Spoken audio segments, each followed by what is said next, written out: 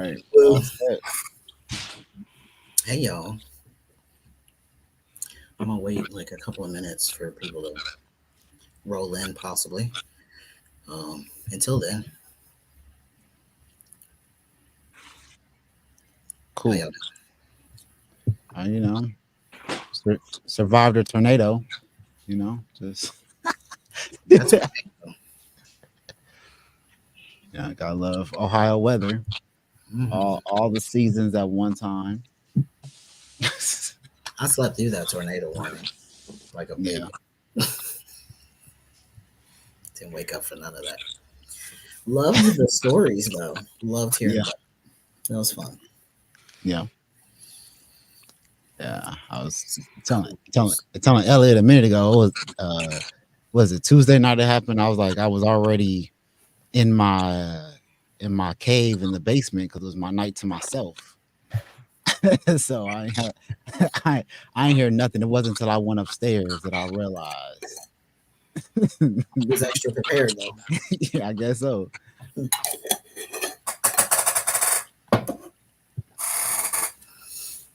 I woke up the next morning looking at everybody's roof, right? So I can call the roofing guy and say, "Hey, go to this house so I can get that referral money." You know, Nice. It's like a ambulance chaser. You're like, them roofs look rough.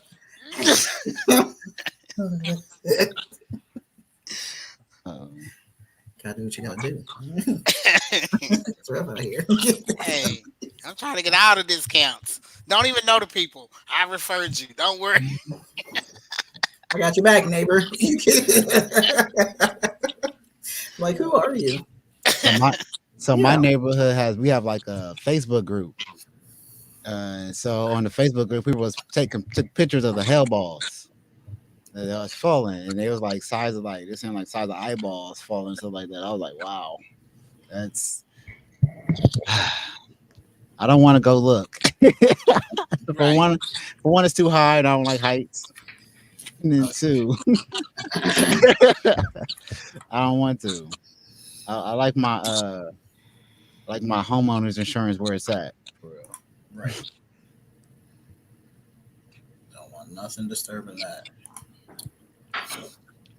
All right, let's see.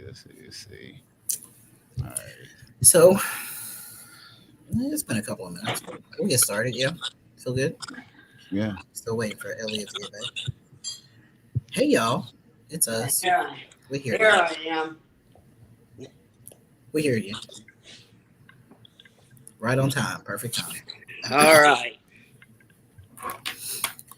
So thank you all for joining us. All of us, all of y'all. My name is Eric. I am here. We are Black Trans Men of Ohio. Eric, Chris, Malachi, our guest, Elliot Harris, and pretty active member. Thank you for showing up, Elliot. We appreciate you, Oh yeah. of course. Appreciate the love. The love. So let's go ahead and anybody watching this, if y'all don't know who we are the Black Trans Men of Ohio. We are a collection of Black trans masculine people who seek to increase the visibility and equity of the Black trans masculine individual through community building, mentorship, and providing access to resources in the state of Ohio. Very formal introduction on that aspect. As I said, my name is Eric. I am the treasurer, I guess. We don't have to name our titles if we don't want to, but whatever. My pronouns on the screen, he, him. And we have a icebreaker question that I thought would be pretty interesting. Not necessarily related to the topic, but still a fun little icebreaker. And then we'll get into the topic afterwards. So let's go with the icebreaker question. Name 2 to 3 songs or artists that you are currently listening to on repeat. I would say I go first, but I didn't think to get answers to my own question. So we're gonna skip around. Who wants to go first? All right, I'll go first. Chris, he, him, president of BTMO, if you don't know already. Let's see, three artists based off of Spotify that I listen to. See, right? My little cheat sheet, right? That's what Yeah. Spotify's good for, right? Where we find that at? You can. I don't find out which song. Right. It'll probably be if I was to go by Spotify for one, it'll be Drake, Kendrick Lamar, and what's his name? Light skin dude. Dang, I can't think of his name right now.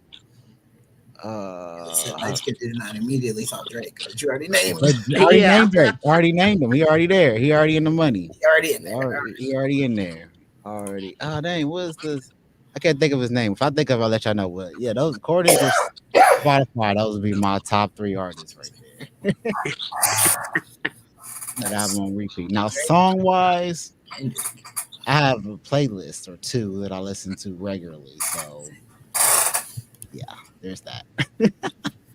Fair enough. Yeah. Anybody want to go next? Yeah, so I'll go next. Hello, everyone. My name is Malachi. I go by Mel. My pronouns are he and him. Um, so, artists. My top three artists that I listen to on normal rotation is Marvin Sapp. I listen to Usher, and of course, Miss Jackson if you're nasty. That's right. Um, That's right. and those are my go tos. I keep them all three in repeat all the time. If I, when I step in the room, I hear the song "Yeah" in my brain as I'm walking in the room. You know what I'm saying? Like, here I am, here I go. Yeah. Yeah.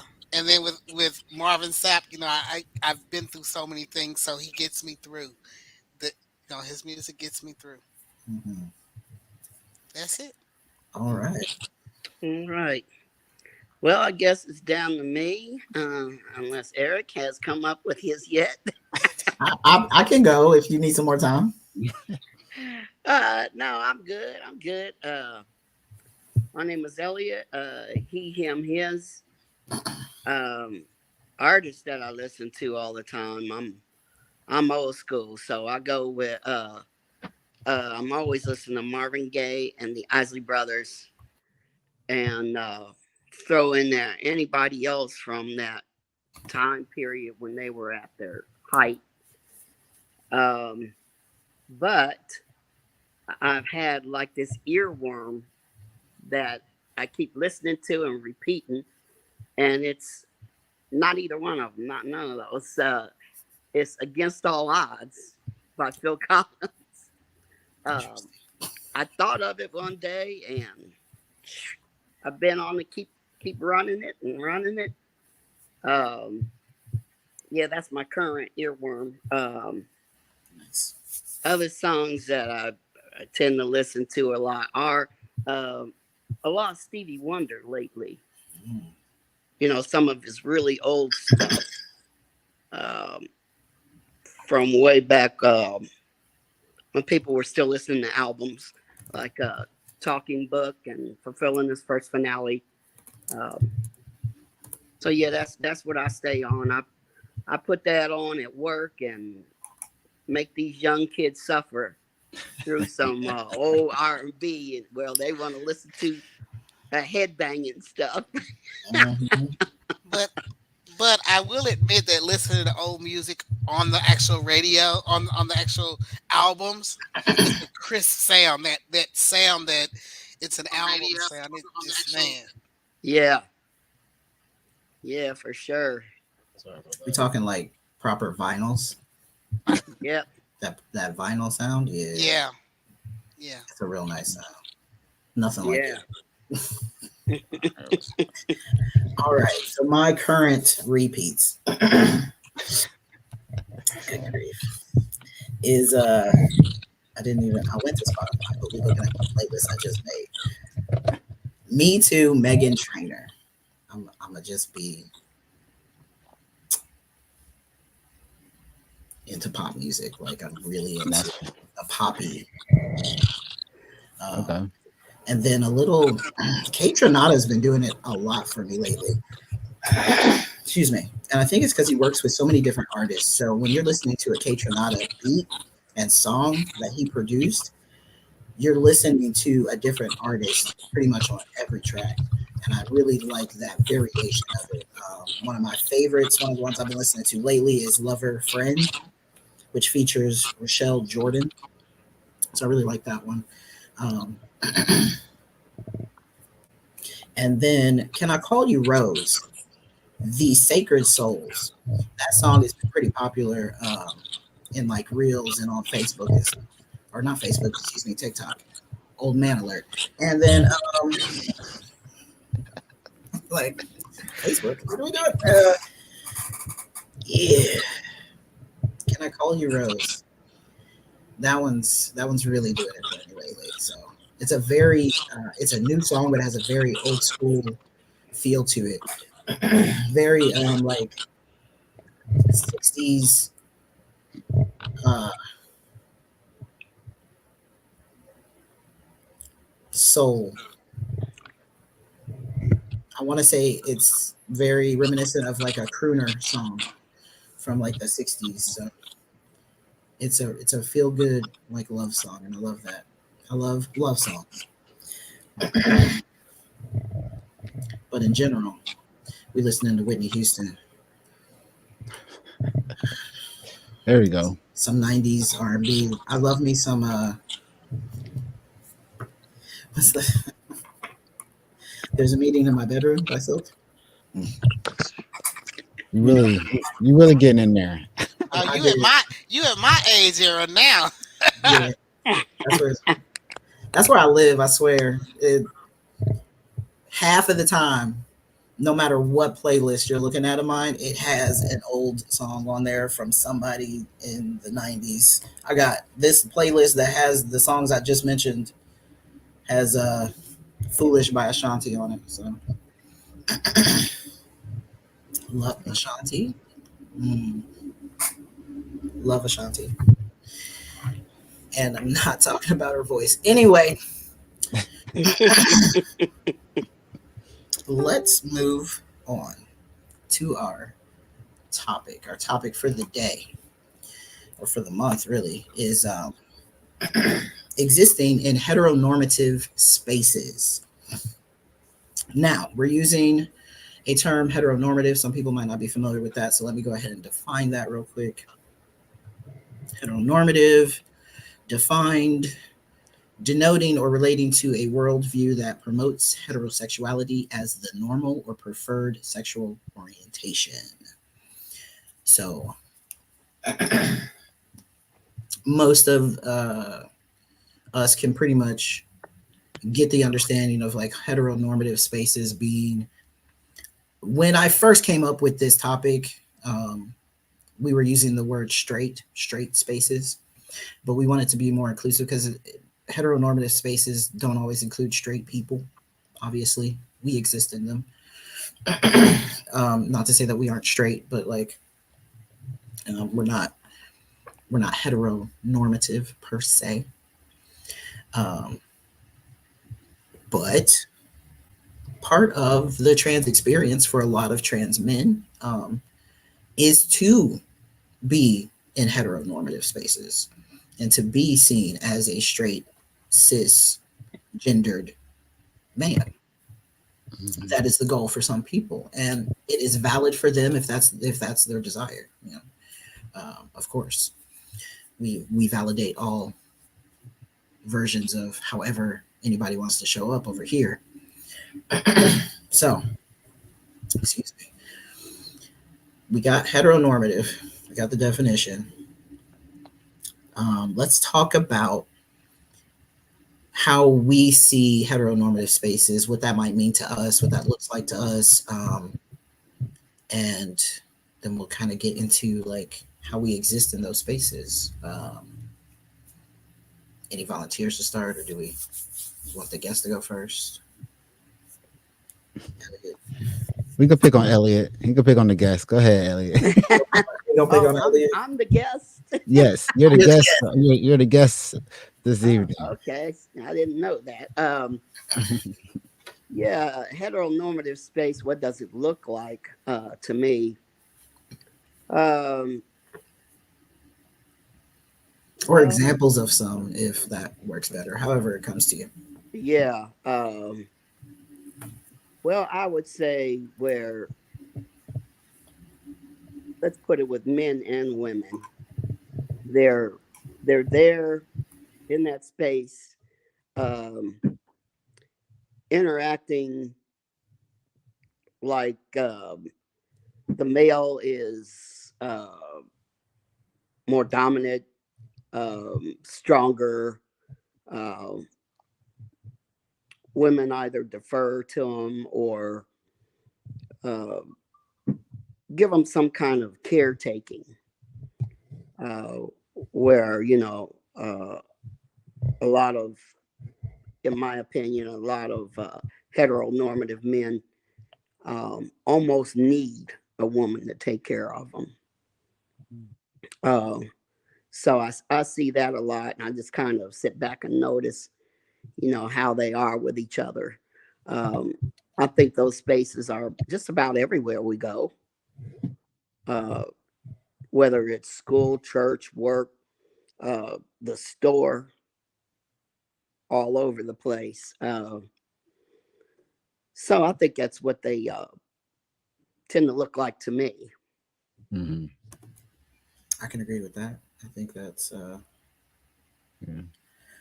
predominantly our the basis of our society is heteronormative. So most of the places that we do go into, the spaces that we traverse, if you will, are very heteronormative. In that aspect, it made so much sense when you're like, most heteronormative men need a woman to take care of them.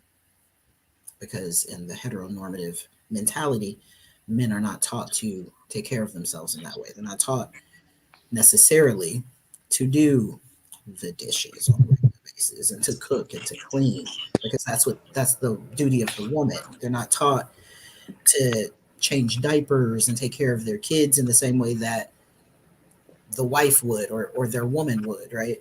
Right. So yeah, absolutely, very pretty much right on point. We got any other examples or When viewpoints over when I was looking up, definitions, this so I could have a different perspective. One of the definitions I came across was heteronormative.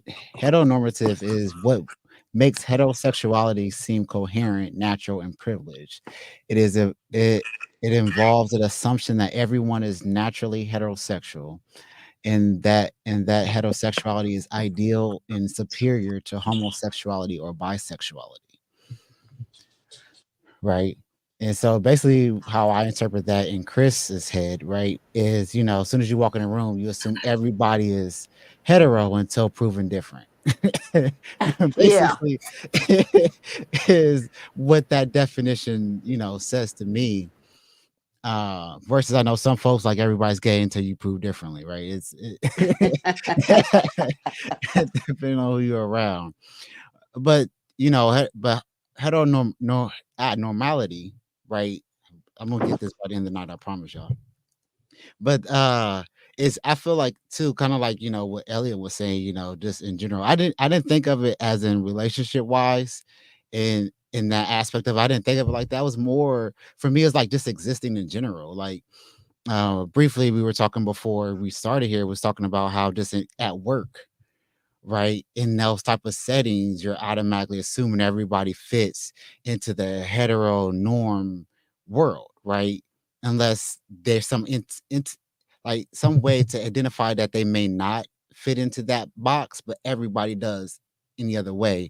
Or and then when we first were just in general discussing this topic to be talked about, I was like, just it's so crazy how vast and complex, normativity is in general. Because when we first were talking about this, I was thinking more of like just in general, like being out in like the clubs or bars and stuff, and how I I'm personally more comfortable being in homosexual or gay bars and those type of settings more so than the heteronormative bars, right? And stuff like that. That's how I was thinking, more of this topic. But now that we're talking about it more, it's bringing more type of environment and places that heteronormity is a thing. But we can't be wrong. In the general, it is the number of people that are hetero is higher statistically than it is for homosexuality or any variation thereof, right? So of course that it is natural to have that thought, that forethought in general when you first walk in or go into a place, right?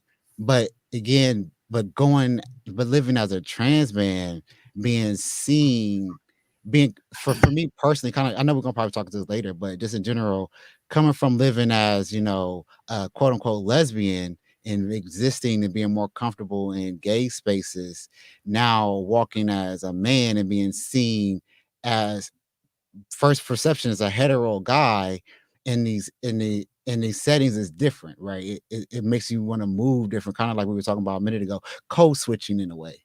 Because we're so used to being looked at one way, now we're walking into the room being something else and being having to know necessarily how to act now that this is how we're being seen, right? It kind of brings Mhm. that change to things too. But I can keep going, but we have another person that needs to talk, so I'm gonna let Mel jump on in, right? Ah, thank Yeah, you. you're welcome.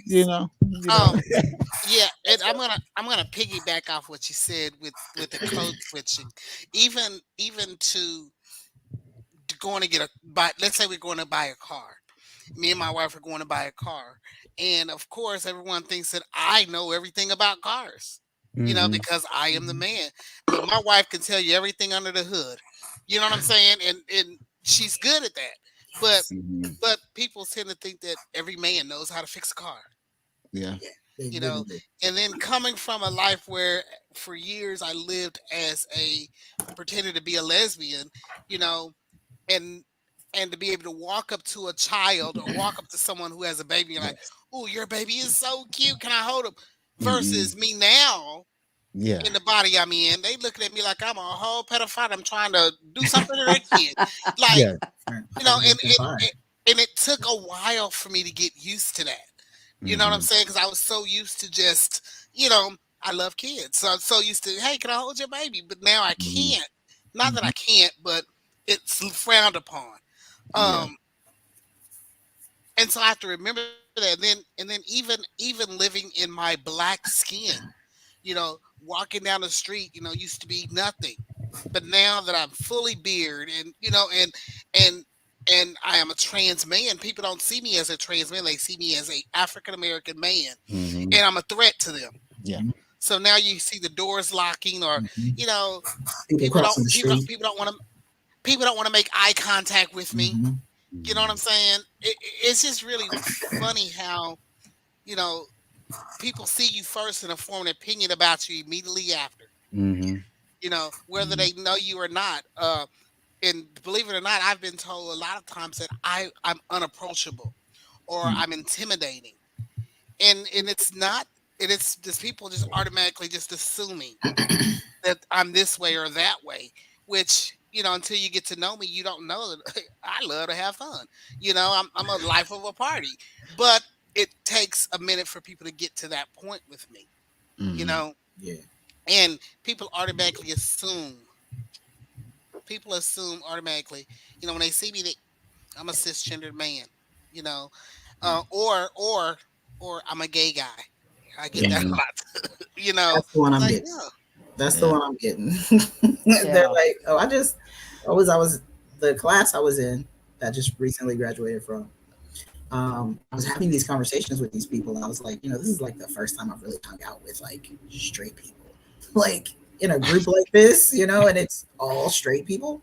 mhm, And it was very interesting when I only came out to a couple of my classmates, probably about half the class I came out to, and they all assumed I was gay, every single one of them.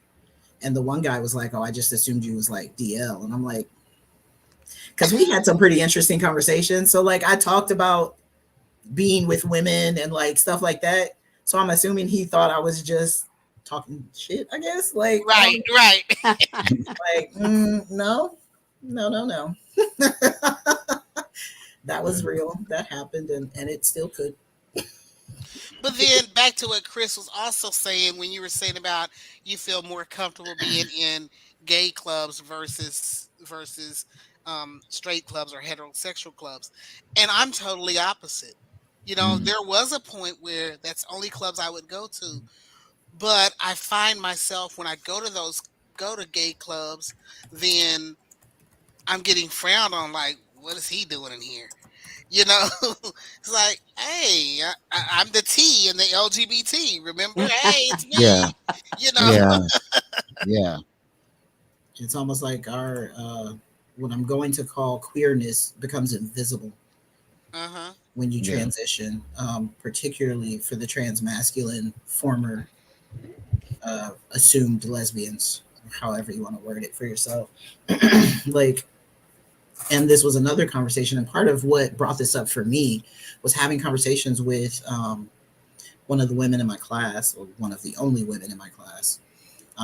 It's a straight lady who's only been in straight spaces, but she's not like closed off to queer people necessarily. And I apologize if the word queer offends anyone who's watching, but I am going to use that term. I do identify as a queer man.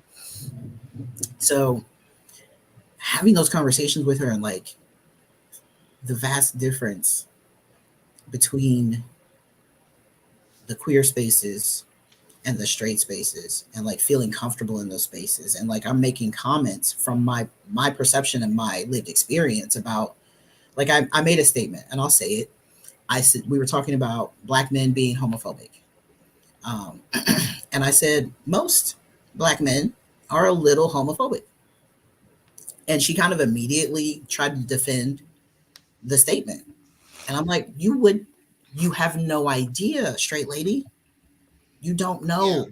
You're not a queer person. As a person who was formerly a woman and seen as a masculine woman in straight spaces, I know what it feels like for black men to look at me some kind of way when I walk into the room. I know what it feels like for them to talk to me some kind of way, for them to address me some kind of way and treat me some kind of way. You have no, she's a pretty lady with a big ass. They're gonna be real nice to her, hmm, you know? And it was the fact that she was calling somebody out for being homophobic, a little homophobic in the first place. And I confirmed that and kind of generalized it. And I think she didn't like the fact that I generalized it. And I'm like, that's my lived experience, Miss Lady. Mm. I don't know what to tell you. You can ask pretty much any person who is visibly queer, and they're going to tell you the same thing. Yeah. Most black men feel some kind of way. If you call them gay, they're probably going to try to beat you up. They're going to be hmm, real pissed off. And that to me is the bottom. Like, that's nobody made you suck a dick. Like, you just got confused as being gay and you're automatically offended and pissed off. That's a Mhm. little homophobic. hmm. That's Yeah. the bare minimum of, like, that's just a misconception, and you can just easily be like, oh no, I'm not gay, and move on with your life, you know. Right. Yeah. And I think another space that I move differently now that I am trans is being around people, places, and things that knew me before I transitioned. Mm. So, you know, like hanging around lesbians who I hung out for many years, and now it's a different take on me, you know, or they don't see me as a man, they just see me as a stud with a beard. You know what I'm saying? Like we're not the same, you know. And it becomes difficult to maintain those friendships. It does. It's It's so hard. hard. It really is. But that's going to be our next topic is friendship. Next For month, sure. That's our next month's topic for those who want to take note. Is So don't start that now. that's so Don't we're not gonna start start that that now. conversation there. I You mean, know, we could throw it in because we a could throw little bit, a little bit, a little tease in that. But but I yeah, do want to that's next month. I do want to say, because in general we was talking about this. One of the reasons again why I wanted to invite Elliot into this conversation is because he and I before had a conversation in general about being seen, as a black man in a black man spaces, or just in general being in a heteronormative space, and someone starts talking crazy, right? And it's being in that space, and then you being that person that's lived both experience and can correct people, right? Having the I've got I don't know the word I'm looking for, but just in general, just being in that space and being able to speak and like, nah, bro, look at it this way or whatever. So that's why, Elliot, that's one of the reasons why I want to invite you here, because you were really adamant about that. If you can speak on that a little bit. Yeah, about being in the straight spaces. Hmm. Um, yeah, I socialize a lot with cis men. Um, like we were talking about e- every year, there's a camp out that I I make an appearance. I have tried to stay overnight. I'm not a camper, so that was a struggle. It wasn't about who was there. It was about I want to go home. I want to go home and sleep on my bed. Yeah, but I hang out with them, and it's actually called Man Camp, and we just shoot the shit, drink beer. You might fish, you might ride a bike, but generally it's sitting at camp talking talking about what's going on in your life or just different stuff. And Mhm. I tend to just relate to it as a human. And because we all have that connection. Mhm. So we can understand. And even though I'm not a cis man, I feel like I have empathy toward being a cis man. I can understand it, Mhm. uh, in my mind and understand what they're going through a little bit. Maybe not all of it. I get that. Mhm. But nobody says anything out of the way to me. Really, only the host knows that I'm trans. And the other guys that come, they're just like, oh, hey, Elliot, what's going on, man? You Mhm. know, Nice. and we do our thing. Mhm. Nobody has nothing. And subjects like being gay or something don't even come up, Interesting. really don't even come up. So,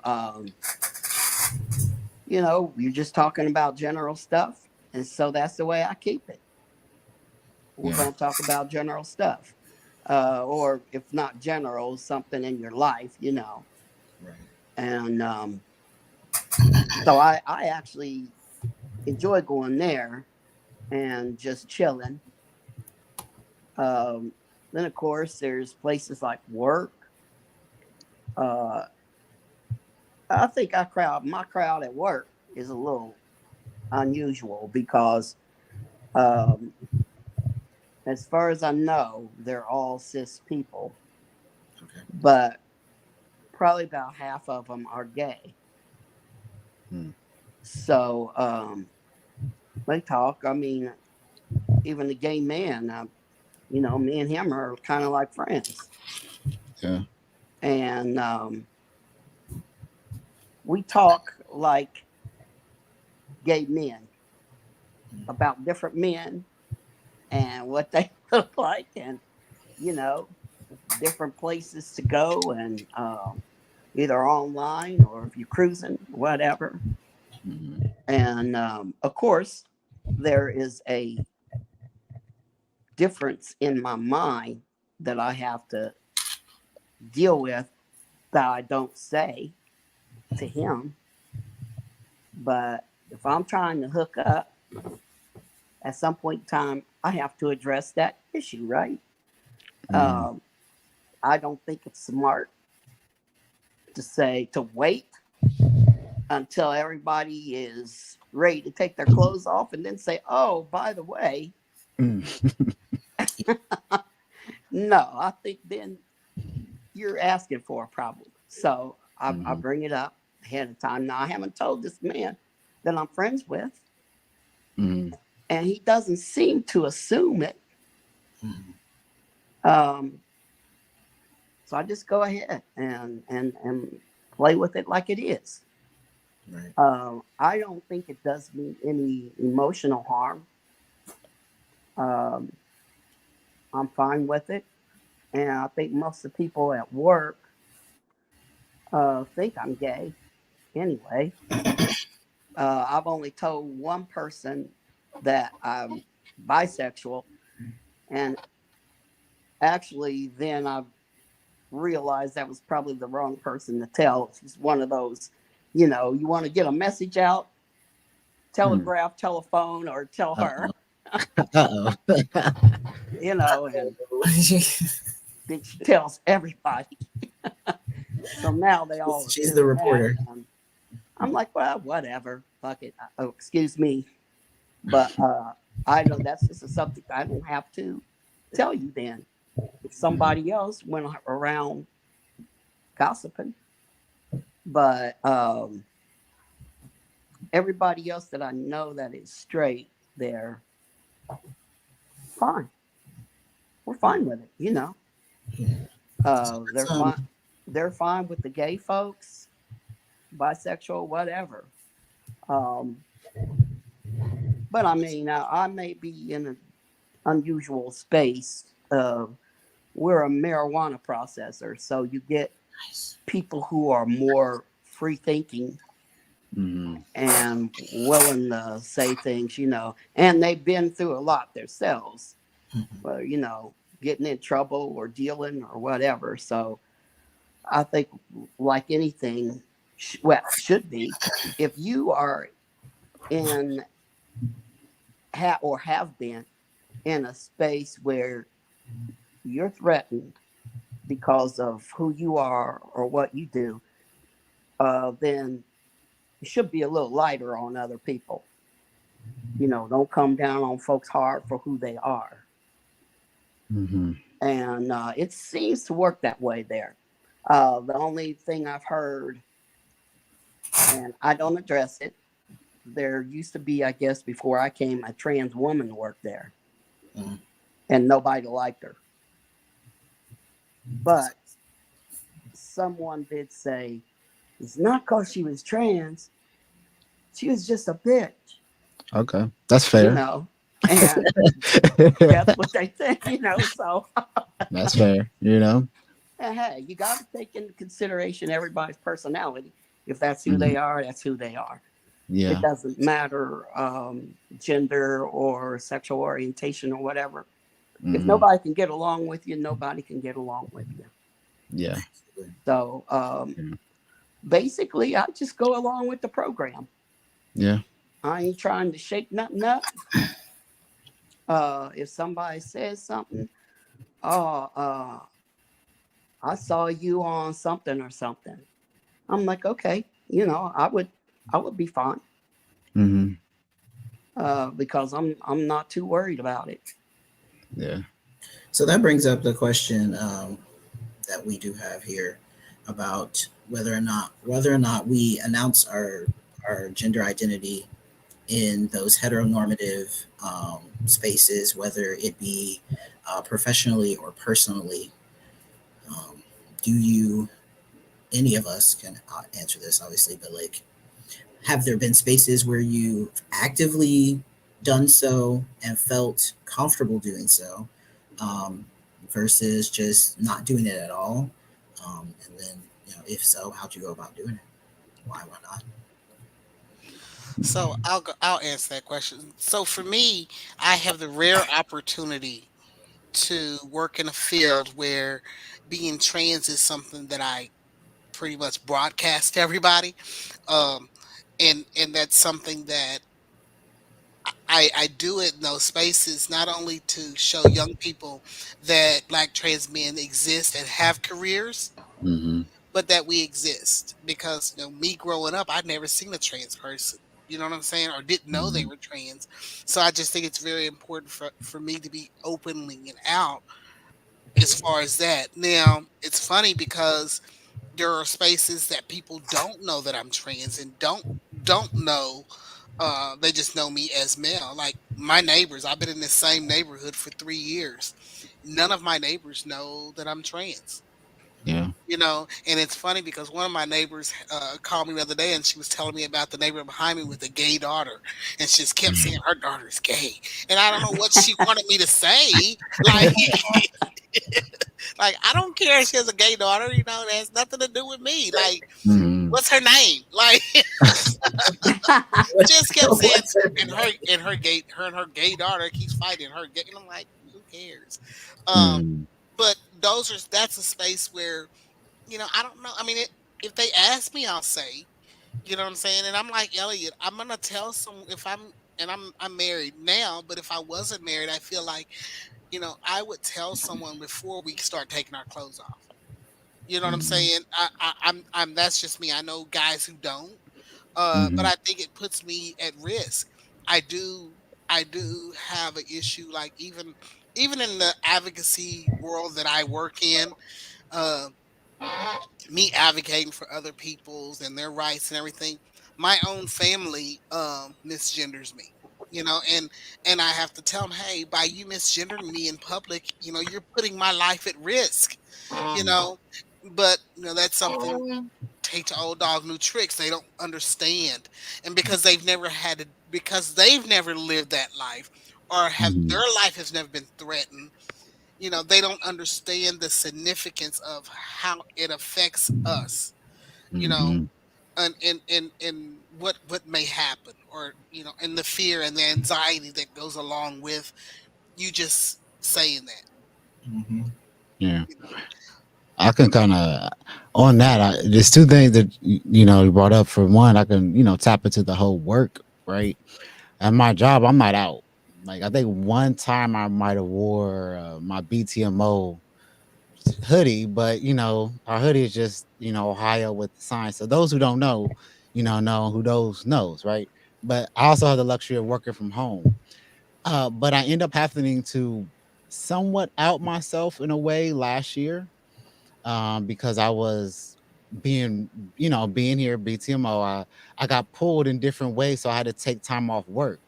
So to explain to my employer why I'm taking so much time off work, and it's not because I'm sick, I kind of had to like out myself in a way, right? It was just like, I oversee this trans organization and LGBT. I think I said LGBT organization. So like, I don't think I directly like out of myself as a trans individual, just that I'm part of like the LGBT community, right?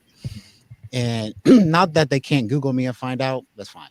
But at the same time, it's just like I didn't like out myself.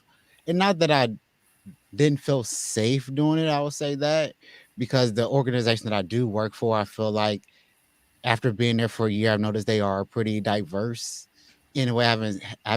Even though I work from home, from the little bit that I see, like in the stuff online that I see, I don't see anything that would make me uncomfortable with my outness, like being out in there. But in general, like I've never been a person to out myself.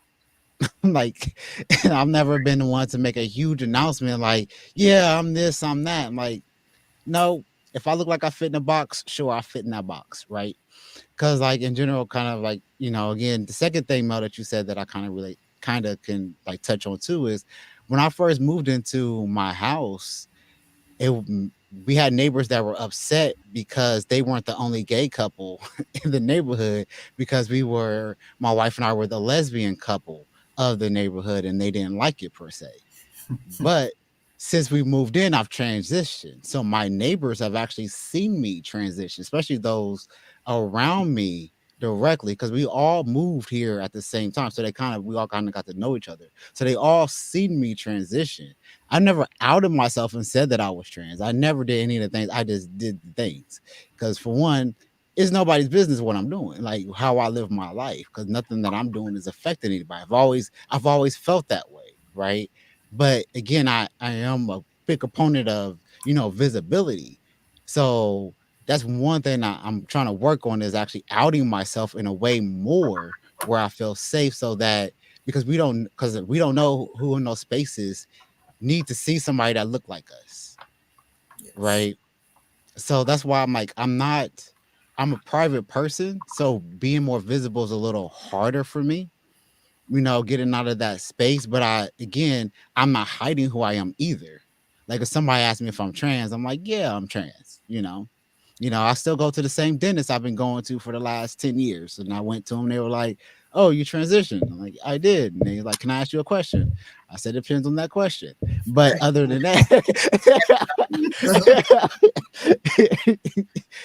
but again, I'm that person. Like if somebody asks if I'm trans, yes, you know, what am I?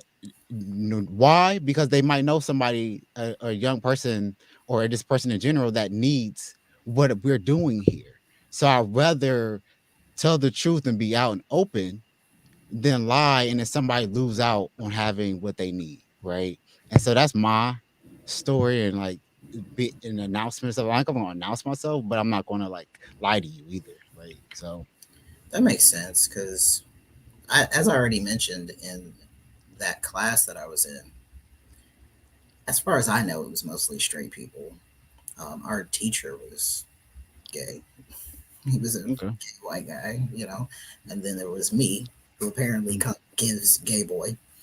Um, and like I came out to the people I felt comfortable coming out to. And I did it in very intimate because we were hanging out outside of class. Mm-hmm. So they were like, some of the guys were coming to my house and hanging out. So eventually, especially the one guy who I actually was pretty good friends with, very Christian man, very Christian man. But he was so open, and you could tell that he liked being challenged mentally. He wanted his like awareness to expand, and I could tell that that was something he wanted. So we would have really in-depth conversations about all kinds of different stuff. He was into esoteric stuff. I introduced him to his astrology chart, and he read that for a solid hour. Like, we were doing a lot of different like explorative conversations around a lot of different topics. And one day I it came up. I address it when it comes up naturally in conversation. Mm-hmm. If I feel comfortable with the person and it comes up naturally where I'm like, okay, this is probably the time I should come out to this person because it's relevant to what I'm about to say in comparison to the conversation we're having, obviously. Um, I'll come out. I came out to him. He said something that was a little off afterwards, and I had to check it. But Mm-hmm. after that, that dude loves me. No problems at all whatsoever.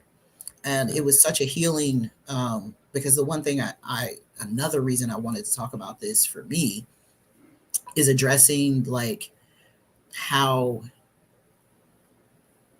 AFAB people get treated by men, Mm-hmm. particularly if you identify as a woman. Being perceived as a woman, men treat you way differently than they do when they see you as a man, right? Mm-hmm. They're going to treat their homies like they're homies. As a woman, every dude I was friends with wanted to be in a relationship with me. Mm-hmm. They wanted more. And I'm like, that's not how this works. Um, and it felt so healing to be in connection with a cis man who did Mm-hmm. not want to fuck me, Yeah. basically. Mm-hmm. Someone who wasn't sexualizing me and wasn't just getting to know me because they wanted to be with me and make out with me because I got pretty lips. Like, can't we just be friends? And so now I I get to have guy friends who don't want to have sex with me. It's great. I feel It's like so that kind of healing. plays in. I feel like you hit a point right there where I feel like it plays into being a trans guy in general and being in hetero spaces when it comes to safety because that is a thing.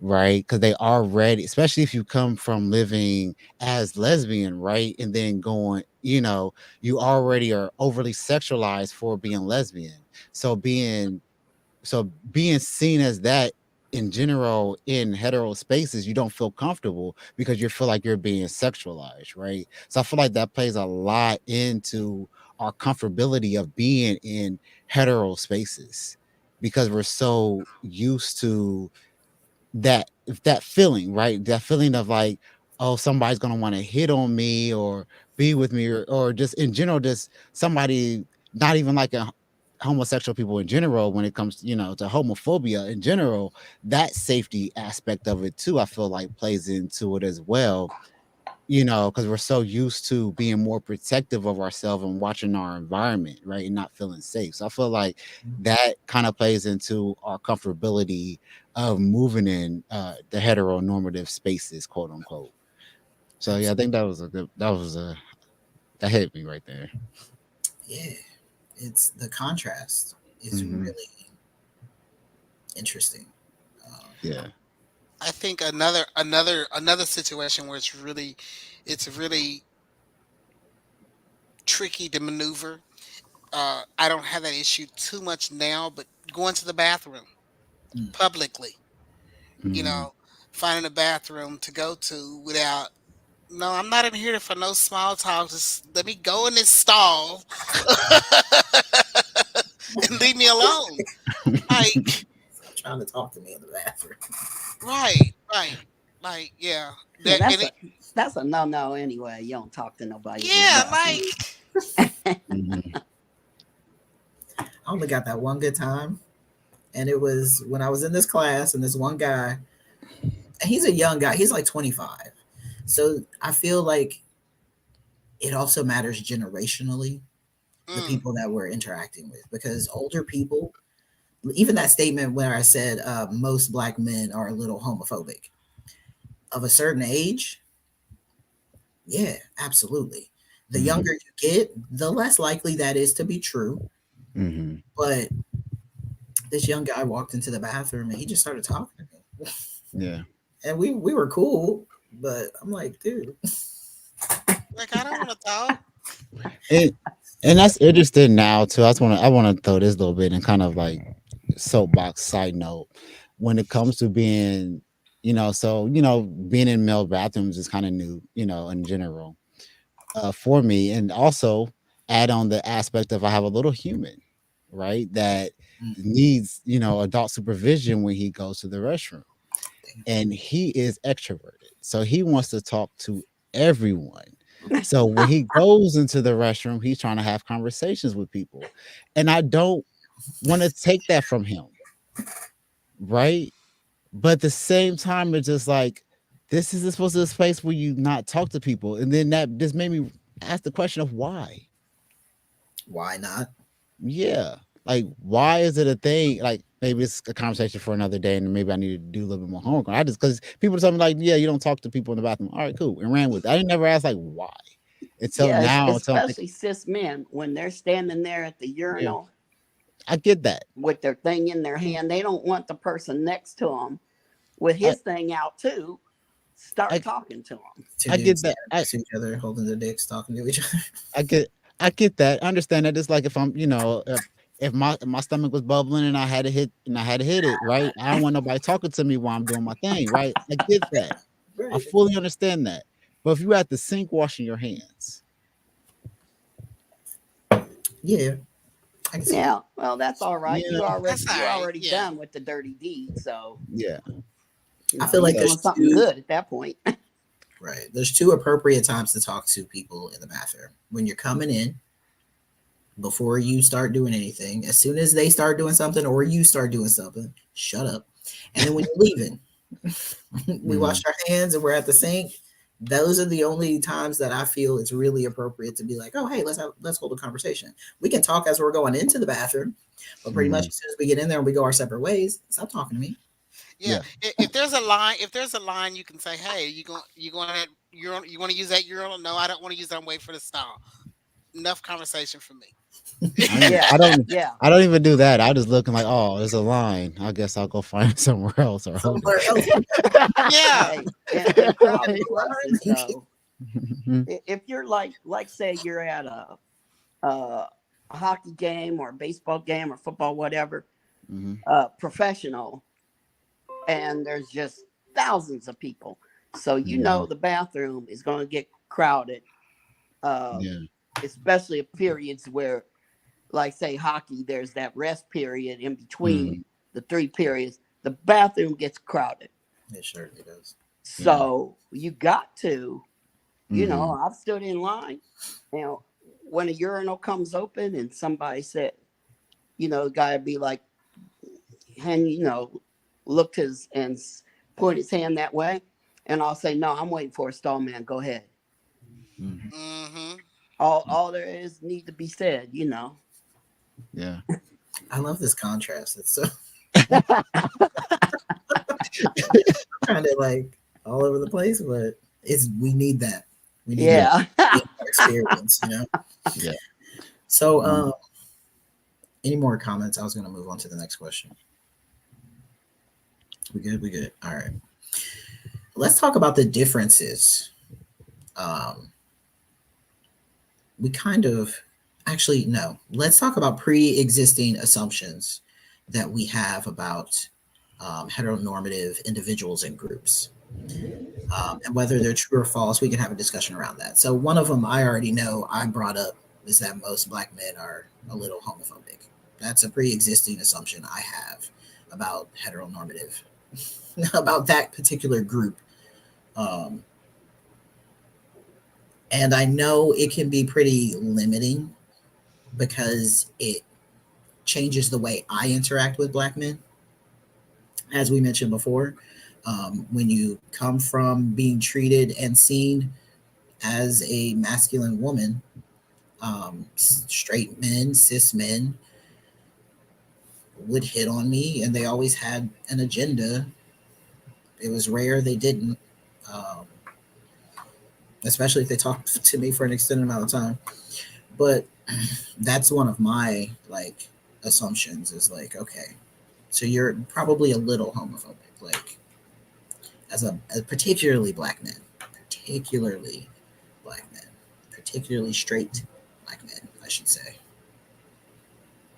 Even the gay ones, I think, um, you know, have their standoffishness and their opinions of, oh, I don't like trans people, That's true. whatever. But yeah, heteronormative, man, yeah, I think what you were saying, that's probably my biggest assumption too. Mm, yeah.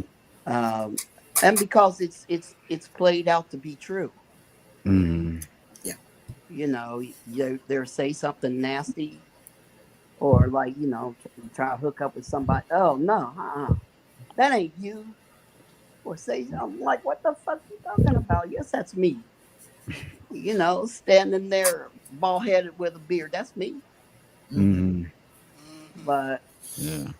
I think otherwise, um, of course, some white guys can be like that too. Yeah. Absolutely. For real, for real. Women, I think, hetero women tend to be, I'm saying this as a blanket statement, tend to be a little bit more open minded. And I think that's because most women um, are more empathetic and give thought to things Mhm, before they're blurt something out.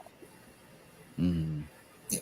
But it still calls for caution as far as I'm concerned, because honestly, I'm going to say this is a little out of topic for the question, but um, trans men tend to blend in better than trans women. Mhm. And so, as far as trying to make sure I'm out all the time, I'm like, no, because I don't want to be treated differently. I want mm, them to see me for who I am and mm, not treat me like who they think I am. mm. Yeah. Yeah, Absolutely. and that in itself, I feel like is a balance that we have to find, Yeah, right? You know, because again, like I said, our biggest thing is visibility. So it's finding that balance of being seen and we stay in stealth, right? Because it's just like, you know, because unfortunately, because that's the thing where as soon as we tell somebody that, you know, we're trans and, you know, AFAB, they start, it shifts and then they put more of a feminine view on us, right? yep, And so there's that as well. So it's just like, how do you best balance that? Right? Because even though, because I've been in places where like literally somebody know me from the time that they met me, right? We've interacted several times. And soon as they realized that I was trans, I immediately get misgendered. Mhm. I'm like, you literally been calling me he, him for the past 6 months. And soon now you learn that I'm a trans individual born assigned female at birth. Now it's It's a problem. she, her.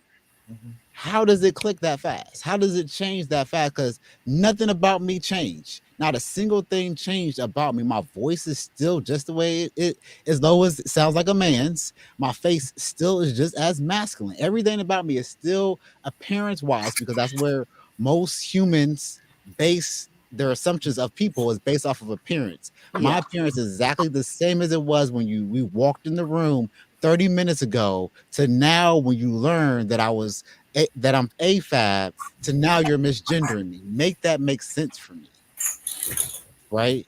And so it's just like, so like I said, like in those situations, so like you have to find that balance of like, in this space, do I know for sure that if somebody was to learn about me, if that will continue on without them changing their viewpoint of what I have to say, right. right? Absolutely. Because that's such a weird thing when people have never known you as anything but a man. Hmm. And then Yeah. all of a sudden, as soon as they find out, oh, you were assigned female at birth, and then you get she heard all fucking up and down the street. Like, Hmm. we just cursing in here. This is how it goes. The safe space, you know, gotta let feelings out. Yeah. And I'm like, that is so frustrating at minimum. Minimal. Minimum. Minimal is frustrating because it's like I don't. It doesn't like it doesn't click for me. Because you already know in their head too. Unfortunately, they're trying to visualize what you look like as a woman, Mhm. right? So that's another downside to it too. So it's just like how best to navigate any situation. Because again, that brings me to it too. Or reason why this topic is kind of important to me is because here there's this was it African American men wellness thing that they have on a regular basis all the time. Yeah, I have not got the balls yet to go for this reason because I'm already assuming that it's a heteronormative space, Mhm. right? And we already discussed how we feel that black men are homophobic in general. So just me walking into that space in general, I feel like it's a space that as a black man I should be in and I belong in. But that comfortability of being there, knowing that I don't fit the heteronormative that is running the organization, yeah. right? So it's just like, yeah, that's the thing for me. I want to throw it out And there. it's funny you say that because I had just seen a billboard they didn't take down from last year's with the black male wellness. Hmm. Um, and I thought the same thing. I should go, Yeah. and see what's up. But you're going to get some of that big dick energy from Mm. them, where it's like almost you can feel it, but it's hard to describe Yeah. when they're looking at you. For one thing, most of us are a little on the shorter side. Mm-hmm. So people feel some way about that too. Um, I think that's the biggest problem I have with black women. This is black women, they just so fucking mean because oh, you're too short. You're short. Yeah. Whatever. But going in the all male space where they're all black and majority are going to have some height and some, Yeah. muscular abilities to them. I think though, you know what? I might pop in one of them spaces and see what happens. I will say that I have been to the African Men Wellness Walk, both in Columbus and in Cincinnati. I go every year, and I haven't had any problems. But at the same time, we have to remember the field of work that I work in. So half the time, I'm usually working or offering services to Mm-hmm. people. So they're just, you know what I'm saying? So I don't get that pushback. Yeah. And Okay. see, like I get notifications because they have like little things for black dads to do things with their children, right? I'm like, I'm a black dad. I have children. I can, go attend and do these things. It's just like, ah, again, that comfortability of being in those spaces, right? And having in general, because like once if somebody there, because I already know people that's in that already like kind of oversee and lead that. I went to high school with them and they're friends with me on Facebook. So that's another part. So they've seen me transition as well. So it's just that aspect of it too, of comfortability of going to the space knowing that people know where I've been, right? Versus kind of going in there because it's different. I feel like it'd be different also going in with people not knowing where I've been and me just showing up. That's one thing. But going there, knowing people know where I've been and where I'm at now, and that coming out and being a thing and pretty much being outed, and then that safety part of it, right? So it's just like there's so many different aspects. I've had this conversation with a few other people too, in general, about being comfortable because I feel like that's something that I'm eventually have to just do and get it over with because I feel like it could be an overthinking aspect of it for me as well. But I believe it's fair. It's also fair. Absolutely. I mean, we're also dealing with like our own social awkwardness and our social anxiety, That um, too. Yeah. which could also come from that very real experience of being in heteronormative spaces and not feeling safe. Yeah. I You know, think that I navigate things differently in places where people knew me before I transitioned versus how I operate when people never don't know. You know what I'm Hmm. saying? When people don't know where I've been or my past, I think Hmm. I operate better. Um, when people know my past, they treat me differently, and then I have to check them. You know what I'm Hmm. saying?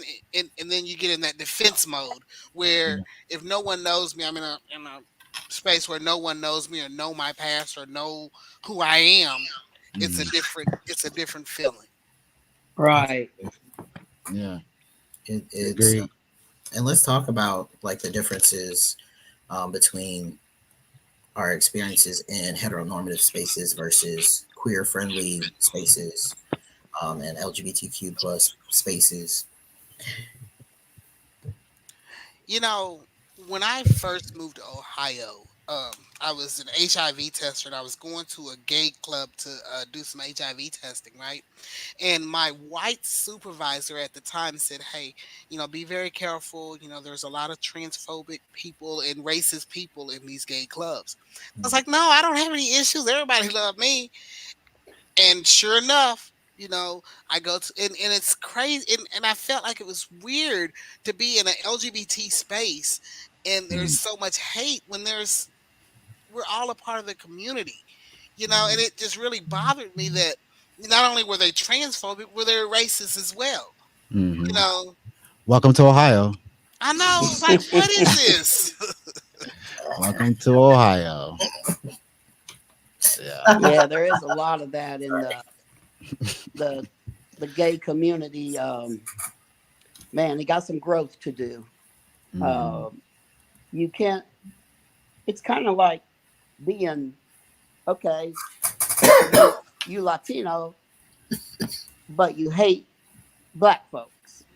Mm-hmm. You're both in the same boat essentially, Mm-hmm. because the white folks that run shit don't like either one of you. Yeah. So why does this happen? Everybody has their little prejudice or whatever you want to call it. Um, but I really do think that the LGBT community needs to do some active work in dispelling that. Uh, Maybe if there's some group that asks people who feel that way, why do you feel that way? Mm-hmm. And how do you think you could work through it? Perhaps getting to actually know someone who's trans, that works sometimes for different kinds of people, you know, Yeah. like heteronormative people who may be anti-trans, and then they get to know someone Mm-hmm. and they kind of soften up, Yeah. just like people who, especially politicians who hate the LGBT community, and then one of their kids comes out gay. Yeah. Oh, this puts a whole new spin on it. Mm-hmm. And Now I'm it's a thinking personal issue. that may be the whole thing. You just need to people get ideas in their head Yeah. without really knowing a person. Yeah. And it's just humanizing, right? Just humanizing us, right? Because I say all the time, like an example that I have is, when Trump was trying to Trump and his anti-immigrant bills and stuff like that, and how they're like, they want to send all the Hispanic and brown people back to their countries, not realizing, that these people that they know every day, like this, there are people that's working on their roofs, they're gardeners and stuff like that. They don't realize these are the people that they're trying to deport back out, right? So they don't, because they don't humanize us, they don't feel that we're worthy, right? So it's not until that they learn that actually see somebody in their face with this experience and can see like, oh yeah, they're living, breathing people that are trying to feed their kids and eat and keep a roof over their head, just like me. Until they realize that, they're going to continue to have whatever, racist or what is it, bias, unconscious biases that they have about us in general, right?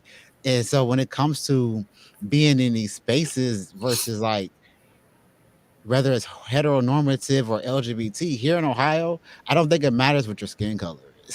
To be honest, I feel like it's the same because there's always going to be. It's until we can fully get over, the racism and stuff like that. That's always going to be an aspect of it. I feel like the LGBT part is going to be, I feel like maybe a little bit easier for folks because everybody has LGBT somewhere in their family, somewhere, friend, relative, somewhere. But not everybody's always going to have a black or brown person unless their child bring one's home, Right. Yeah. bring one of us home, That part. right?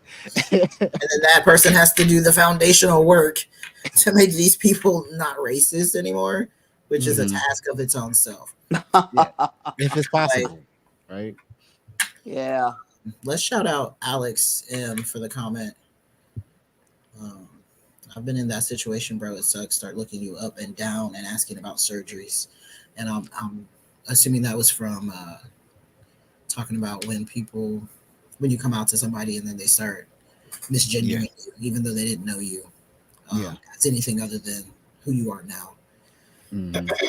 Because that's definitely a pretty consistent lived experience Yeah. for most of us trans people in general. I'm kind of speaking for trans women. I don't want to, but I would assume they get that as well. I I think it's just a trans thing in general that people, do that. Like, and then I feel unfortunately that's also a thing within the trans community itself too. Yeah, 'Cause- I'm not going to sit here and pretend like I haven't in my head. I do so much work to not misgender people.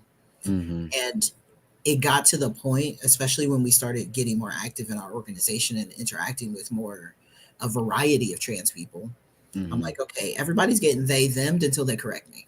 Unless I Exactly. know otherwise, everybody's Yes. getting they them'd all day long because They, I'm them, not, or their name. or their name, Yeah. they them or their name, because I'm Mhm. not trying to offend nobody, and I also, Virgo rising, I don't like being wrong and embarrassed by my own shit. So I'm not gonna. Mhm. I refuse to make mistakes. Yeah. And that's too, like, trust me, my family make fun of me all the time. They're like, how you gonna be a lead head of this organization and you out here misgendering people? I was like, because I am human. Just like I We make have mistakes. that, I too have that, first thing you see you is what you see, right? And so you automatically have that label that you apply as soon as you see it, right? I too Right. have that. So I too am going to make my mistakes and misgender a person. I apologize. It's not, but you have to understand it's not coming from a hateful place. I'm not transphobic. I'm not homophobic, right? I'm not racist. I treat everybody equally. So that part is not on purpose. So forgive me and Right. to correct me. I'm open to being corrected, right? Right. So yeah, in general, that's just Yeah. I Yeah. understand that. So Sometimes. I honestly do misgender people, and I've gotten to the point where I have to practice. So even when I'm teaching, I'm out here teaching providers how to give gender affirming care, right? And I'm out here teaching organizations the same thing. But then I do fall short sometimes, and I tell them, "Hey, I'm human. I make mistakes as well." You know, and I also say, the world around us is in transition with us. I'm gonna make those mistakes. Give me a little grace, but at the same time, don't let so much grace go by where you're consistently getting misgendered. You know, Yes, Right. um, that was. correct the person, but then it bothers. I tell people all the time that even when you do misgender someone, even in the heterosexual spaces, if you're misgendering someone, correct yourself. Correct yourself and move on. Don't keep coming back a week later. Last week when I misgendered you, don't keep doing that because it makes it about you and not that person. And it's like taking a scab off of a sore that's been healed. It's gonna Mhm. start bleeding again.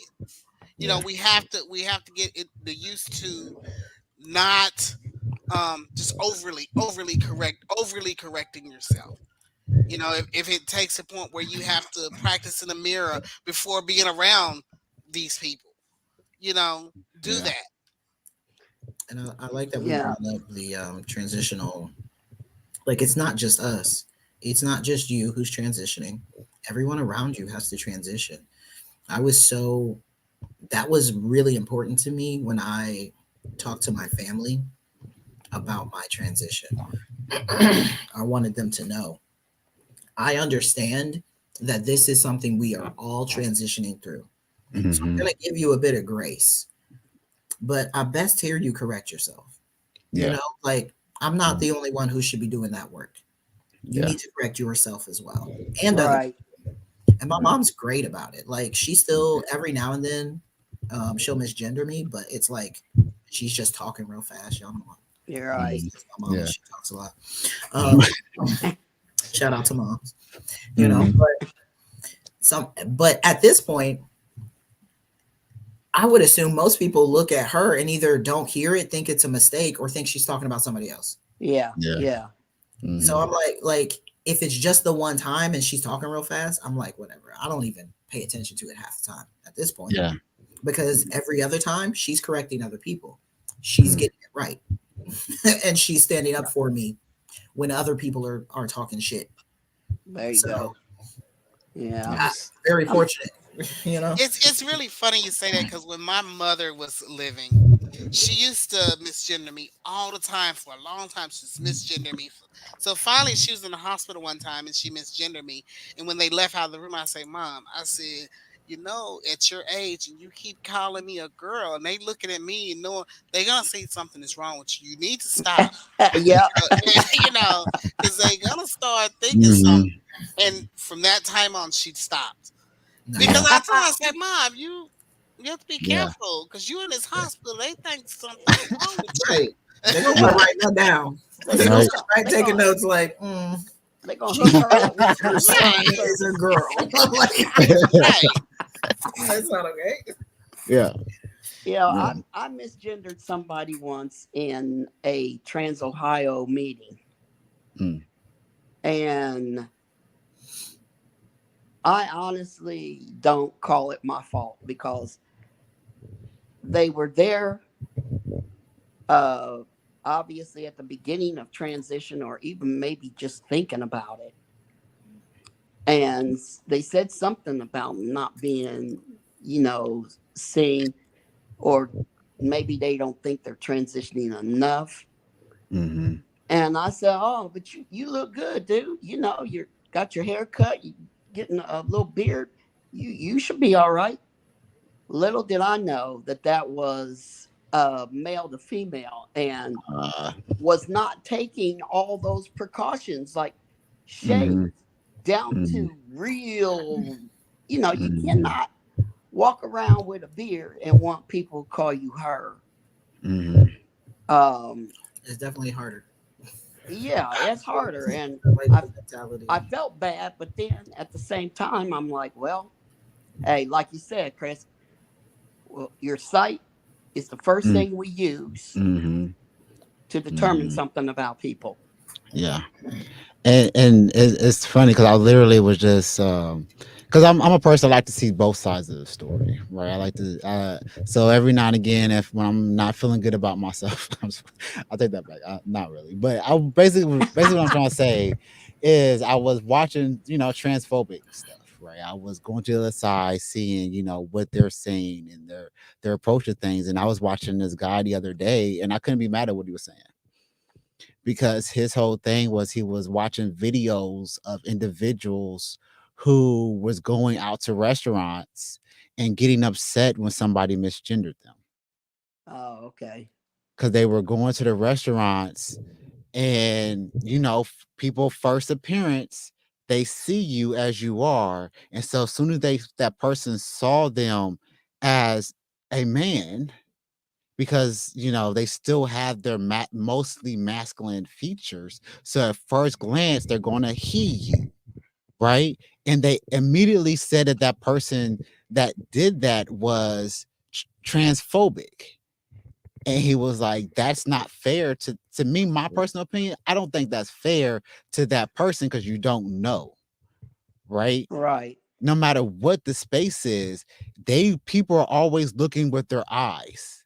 Unless you're actually wearing a tag that's saying he, him, or she, her, what your pronouns are, they're gonna go off of what they see. So you can't get mad if they see a man and you want to be she, her. I'm sorry if that hurt somebody's feelings somewhere, but that's my honest opinion. And that's something that you have to be positive about yourself with, right? Something you have to intake on your own and reflect on you. It's like, Right. okay, this person misgendered me, not because they're transphobic, but because how I look. All because you're wearing a pink shirt and carrying a purse don't mean somebody's gonna automatically think you're a she, her. And you got to have the conversation That, because you're at a restaurant. This person's yes. going like it's their whole job to not even look at you, to scan how many people are in this party, how many Mhm. people, like I need to write down, even if it's the hostess, they got to figure out, okay, how many people are here? Where do I seat them? Who has Mhm. how many tables? So if they Yeah. look up, me and my mom went to a restaurant. This happened to me twice. I stopped going, don't get me wrong, but it Mhm. happened to me twice. We showed up both times, and the guy seating us said, "Hey, ladies." Mm, Not a lady, Mhm. sir. And I Yeah. told him that, not a lady. He was like, "Oh, my bad." And it, for the most part, didn't do it again. But then we went back, and I got the same thing. Yeah. mm. Now I don't go to your restaurant, sir. Yeah, and that's understandable, right? And the same thing, in the comments, I went to the comments, and some guys were talking about how cis guys are saying that they get she heard because they have long hair and And no then facial hair. Mm. And they do. And so that makes sense to everybody, right? So it's not you particular, you're just more sensitive to it because you're sensitive to it in general, right? I understand. Like I too, don't get me wrong, when I've gone places as well. I think I had took my mom to a doctor's appointment once and the security guard was like, "Hey ladies, where do you trying to go?" And I'm looking like, no, in my mind, I'm like this. But again, I didn't take offense to it because it's just like first glance, sure, I give it to you. Whatever. I'm on the shorter side of things, right? I get it, right? So but then he didn't. I saw the mistake in his face and he corrected it, right? Because sometimes we could see it. So it's just like I didn't feel some type of way or get upset about it because I was misgendered in that moment. Yes, I was overly sensitive to it because of who I am, but then I allowed a logic to kick in and be like, okay, this is probably why this happened, right? And then Balance. yeah. So even when I'm doing classes and or doing trainings for providers and for uh front facing people who see patients, I tell them not to assume someone's gender when you first see them. Mhm, So don't come in and say hello ma'am, hello sir. You want to use general hello everyone, mhm, or simply just call them by their first or last name. mhm, Don't come in the room, because someone could walk in here with a full beard and a full mustache, but then their pronouns are she. So mhm, until I know for sure what someone's pronouns are, I'm gonna use those generals. Hello everyone. And I have to and I've learned to not use the word. I used to use the word guys all the time. Hey guys, mhm, totally offended somebody who's a trans mhm, woman, which when you're from down south, guys, y'all and guys is what you Yep. use. You know what I'm mhm, saying? So I had to reprogram myself not to use that. However, um on the other side, on the flip side, back to what I was saying, the world around us is in transition with us. You find mhm, a lot of people who are just starting out in their transition get more offended when people misgender them than someone who's been mhm. transitioning for years. You I was know, about to speak on that because yeah. that's Yeah. exactly like it. As I observed my own transition, it's been 7 years now since I started taking testosterone. Them first 3 years, them first 2.5 to 3 years was Mhm, very, very sensitive. mhm, Um, and this was during COVID, so we were wearing masks. Nobody could see my facial hair. All they mhm, saw was the eyes and my voluptuous body. And so, like, I was getting misgendered left and right. And I had to kind of just be like, whatever, just yeah. because I'm in the Mhm, grocery store and I'm never going to see you again. So I'm just going to yeah. take myself and go. Like, we're Yeah. all wearing masks, and half of the people working, everybody was getting misgendered in the mask. Like, that was pretty consistent across the Yeah. board. Like, Mhm, so once we didn't have to wear a mask anymore, and some guy said, "Excuse me, ma'am," looking at me from the back, and I turned around, and he was like, "Oh, I'm sorry, sir." yeah. Uh huh. Mhm, You know, You you know, know. right after COVID, I had a client call who was homeless, right? And they didn't have a place to live. And I was like, hey, the shelter is full, but I can put you in a hotel, but I can't do it until later on today. Here's a voucher to go to the truck stop and take a shower, so you take a shower and get some clean clothes, whatever, right? And they were like, well, I can't go to that. I can't go to the Loves and take a shower because the manager keeps misgendering me. In my head, I'm thinking, you're just there to take a shower. Give your voucher, take the shower, and leave out. You'll never see that person again. You know what I'm saying? mm, Why you're causing yeah. unnecessary stress? You Yeah. know, pick Yeah. and choose your battles. Yeah. Yeah. But it's hard when you're first in that transition. You want to be Yeah, validated so bad. You want Mhm, so much validation and that's under true. fucking stood mhm, because who doesn't want especially when you finally are like, all right, I'm doing this. I'm trans. I'm finally gonna move into a space of like knowing myself better and feeling better about how I show up in the world. And then every day people invalidate that shit Yeah. based off of looks alone. Hmm. That is hard. That is hard. Yeah. And And don't get it's me very wrong. mentally taxing. Don't get me wrong. I do not want to be on the other side of things because I know, as being a trans man, like we said before, we pass, a lot faster and easier than our trans sisters, right? So trust and believe, I'm grateful, right? And I respect and I understand that, you know, they have a harder time in these spaces with a lot of things, right? We could throw so many things, and the reason why the validation is so important to them, right? For one, for two things I thought automatically was they got this estrogen hormone in them that's more sensitive in general. Estrogen. Oh, Right? And then, toxic masculinity, right? These two things right there, I feel like plays a really big part for our trans sisters and their validation when it comes to their transition, especially in the beginning.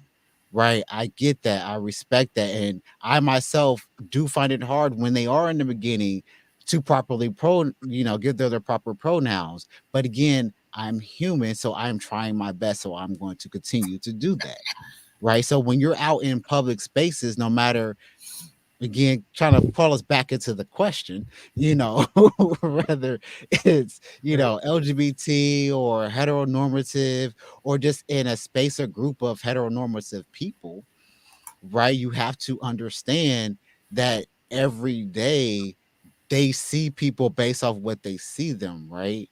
And another thing I kind of wanted to touch on too, that now that I remember what it was, is I actually do see a lot of pushback with people in general wanting to respect people's pronouns and and stuff like that in general.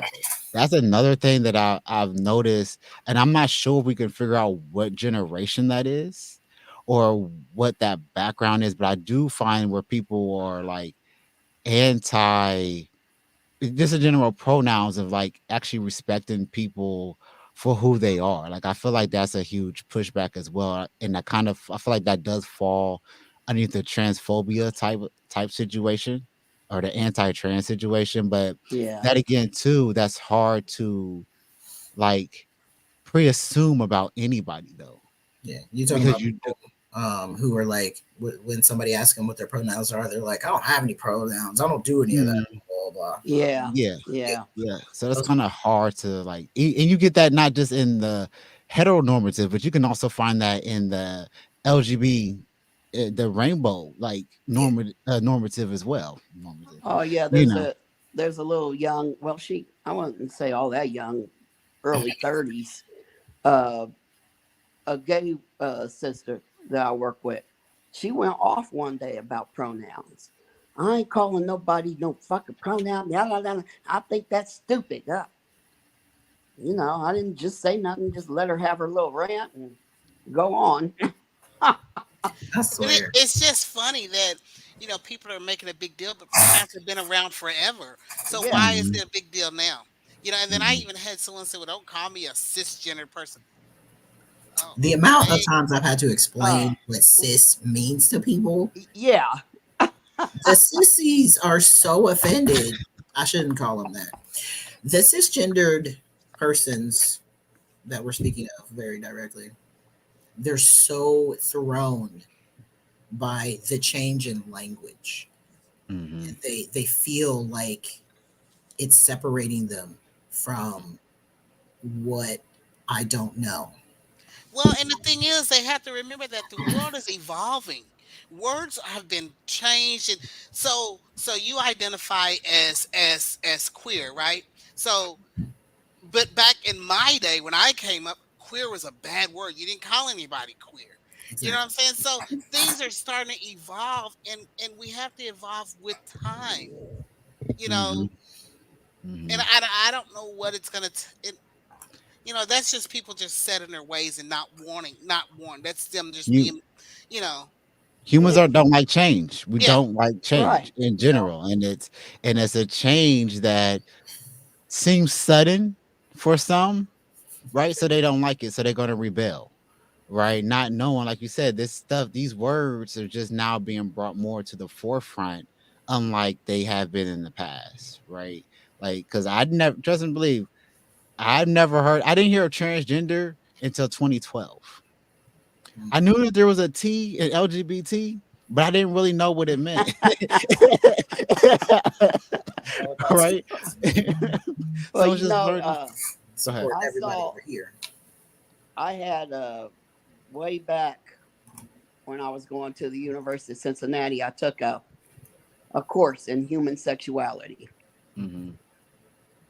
In the textbook, it had a section about transgender, Hmm. uh, but it was placed under like I can't remember the word, like but like you're some sort of a freakish. Mental health.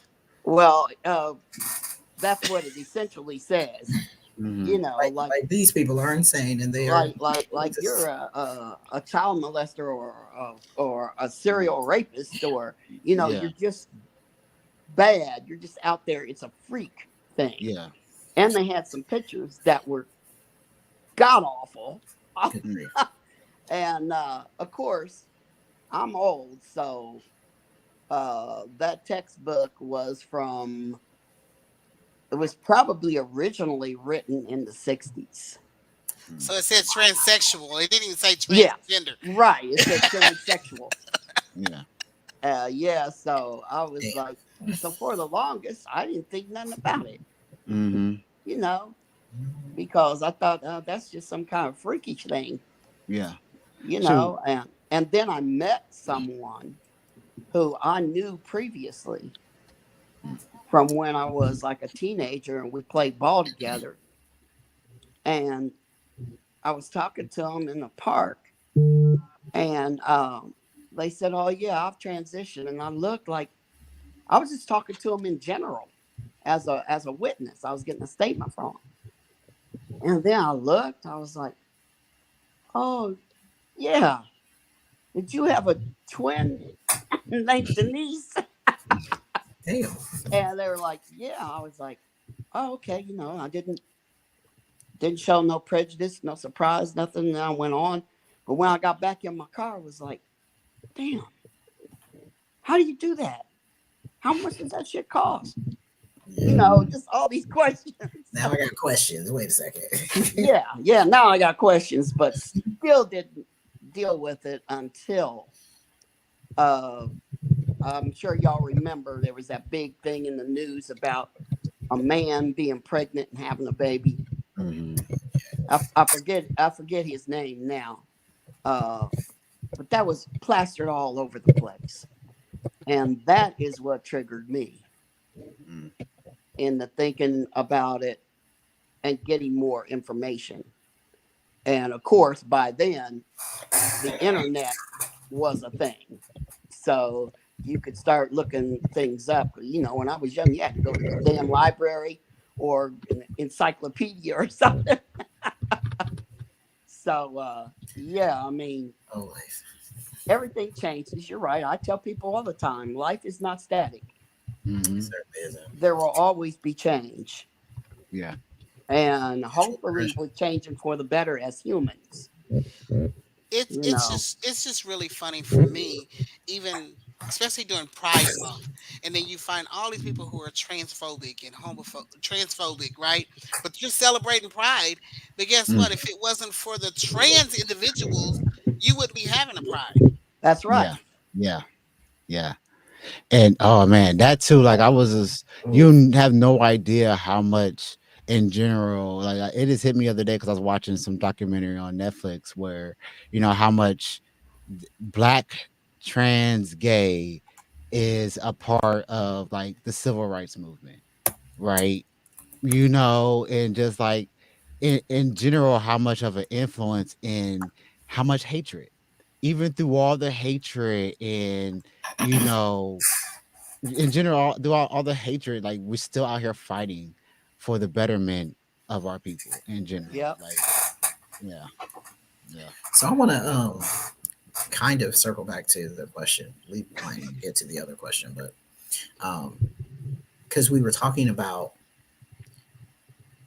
when Mel was mentioning like him encountering going into like a gay club and finding like, oh, these gay guys are not only transphobic but also racist.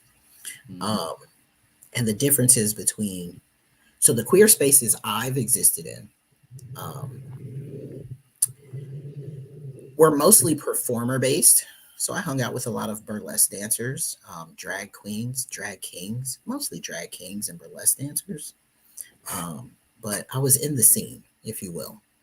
And that is one of the most affirmative queer spaces, unless they're specifically there to affirm trans people. That was one of the most affirmative queer spaces that I was in before I was trans. They were doing that. And this was other trans people showing up who, and I was just getting into the scene, and some guy comes up and starts talking to all the dancers. And then I find out later, oh, that person transitioned. They've been gone for a while. That's why everybody was talking to them. And they came back and everybody was complimenting them. Oh my God, you look so good. How are you doing? So on and so forth. That was one of the most affirming spaces that I think I've ever experienced. And as I said, this was before I transitioned. That actually helped me feel more comfortable with the idea of transitioning. I'll be honest, was kind of thrown by trans people, by trans men pre-transition. My own judgment and assumptions that I was making, like, why would you even do that to your body? God made my body this way. It's supposed to be like this. All that bullshit. Well, maybe not all of it, but some of it. And I learned real quickly once I came into my own understanding of like, oh, okay, I was probably hating on that because I was jealous. There's that. But then also,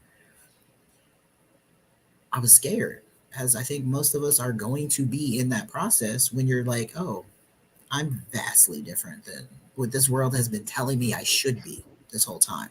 We've all gotten the programming. If people don't believe that we're being programmed by our televisions every single day, everything you watch is heteronormative. Everything you watch and see and consume is heteronormative. So, yeah, we misgender people every now and then because we've been programmed to think, oh, this person is masculine, so they're a man. This person is feminine and looks like a woman, so that's a woman. When the reality is, technically, we get to choose. You know, we what that whole construct is false. It's at least not the norm as it's been prescribed to us. It is merely a prescription, and we deserve different doctors. You know what I mean? Yeah. I think I think that heterosexual people don't understand the things that we have to go through just to simply be us. You know, not only money wise, cost wise, but the fear of losing friends, family, job, housing, all Everything. these all these things, Yeah. being sexually assaulted and not want to report it because you're trans and automatically thinking things, it or even simple things as flying out of state somewhere, going through TSA, you know. It's just it's so much. Pre-check. It's just so much right. It's just so much that we have to endure, Yeah. and we're having to maneuver our everyday lives to, every move we make is strategic, you know. Especially, okay, I'm gonna be around these group of people. Okay, I need Yeah. to dress like this, Yeah. or I have to act this way, you Yeah. know, or yeah, I'm gonna be around this group of corporate people. I better put on my business suit and look this way or act this way, you know. Yeah. But that comes from us as children as well, from little bitty kids being programmed. Mm-hmm. Like what you're saying, we're being Yes. programmed the whole time Yeah. of our Okay. lives to do things a certain way or act a Yeah. certain way. Or you can't, you're a man, you're not supposed to be washing those dishes, not supposed to be cooking the food. Mm-hmm. That's not your job. You know, don't take out the trash. You're a woman. Why? Yeah. Yeah, that one. That one. Yeah. The amount of times my grandmother would tell me to not take out the trash and to wait for some dude, I almost said nigga, to wait for some dude, one of my cousins, one of my boy cousins to come in. They ain't coming over here and doing this. Mm-hmm. Right. And no matter how consistent I was with that, and they weren't every time. No Before matter. I Or transitioned, or every don't. time it was like, we're waiting for one of your boy cousins. No, I'm taking this out because I'm here and I want it to Mm-hmm. happen now. Or Yeah. don't try to enter the house the first of the year. Oh, a man has to enter the house a man has to be the first person in the house. Like what? That's weird. Yeah. That's. It's just little things like that. You're like, that's Mm-hmm. not That's not how this works. no. Yeah. Yeah. And kind of, and then too, I kind of also want to what you said too about just programming in general, because that not because it's just triggering in a way, because it was like it's not just as a trans or LGBT, just as a black person in general, having to know how to dress and be in any type of space. Have to evaluating that space in general, right?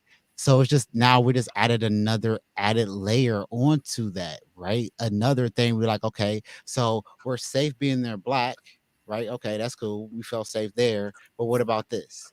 Or what about that? Right. So Yep. it's added onto that. So it's just like, why would in one of a speech that I have given one time is why would somebody wake up and want this? Why would somebody want to have to wake up every morning and have to figure out how they're going to move through life if they worry if soon as they walk outside their house if they're going to be able to return that night? Who really wants that, Exactly. right? In general, like worrying about if they go to work, they have a good paying job. And I know people that have like not transitioned because they don't want to lose their job, Right. right? And it's just like, who wants that? Like, who wants to have to wake up with that type of stress and worry on their day to day life? So, what makes you think we chose this? So Yeah. so for me, last month was really hard for me. I had a lot of deaths in my family, right? And although I wanted to be there for my loved ones back in Texas, I Mm-hmm. chose not to go because I had to coach, which I had to be somebody I'm not Mm-hmm. when I'm home. You know what I'm saying? And Yeah. but I want to be there for you, but I know in those spaces I'm gonna Mm-hmm. get misgendered. I'm gonna get mistreated, and they Mhm. don't consider it mistreating. They just think, I'm gonna call you this and it's okay. But no, it's not okay because This is how I knew you. It's fine. that's mistreating me. You Mhm. know Yeah. what Mm-hmm. I'm saying? And Yeah. it hurts. It hurts that you can't be in those spaces. But a lot of heterosexual people in those spaces I don't don't understand. understand, Mm-mm. That's how it hurts, how it hurts. Yeah. You know, I can't be there for you because you're not there for me. right. I can't be myself in that space, and myself is the one that needs to mourn. Yeah. Mm-hmm. I can't wear a mask and mourn with you. That's not Mm-hmm. how this works. I You need know, to to, be able to be free in that. 3 years ago when my mother passed, I was at her wake. I don't know if it was at the wake or at the funeral, but my aunt, my mother's only living sister, was sitting next to me, but she had her back turned toward me and was away, like she didn't want me to touch her, and like it was something wrong with me. This is my Mm, mother's funeral. You know what I'm saying? And how that made me feel. yeah, Mm-hmm. You know what I'm saying?